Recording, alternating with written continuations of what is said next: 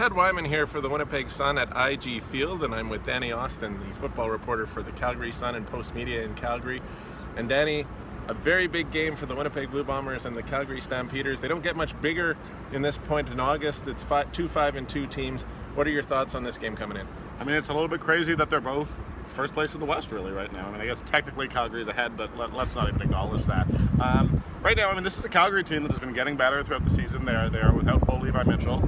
Not much of a surprise there, although I think the Stampeders wanted us to think that it is. But look, I mean, this Calgary team is on a hot streak right now, and the Bombers are on a little bit of a surprising losing skid. So, there's a lot to play for, and I think that you can tell both of these teams there's a little bit of pride at stake. This is going to matter in the standings, and it's a big game. Well, a lot of people looked ahead at this one and said this was a game that was going to mean so much to the Bombers because they would have just come off 5 games against the East. They were 5-0 going into those last 2. There was a pretty good chance they were going to be 7-0, and this would be the huge test, but lo and behold, they lose their last 2 games against Hamilton and Toronto, and now they're facing some adversity. Let's just look at it that way.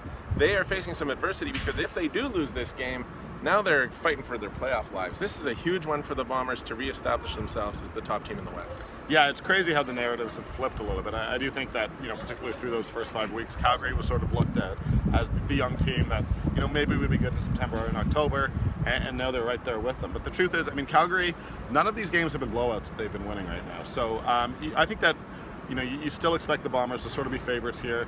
They are a more veteran, more established group, and I think there's a lot to prove for Calgary as well. Well, it should be an excellent game here at IG Field on Thursday night. For the Winnipeg Sun, I'm Ted Wyman with Danny Austin.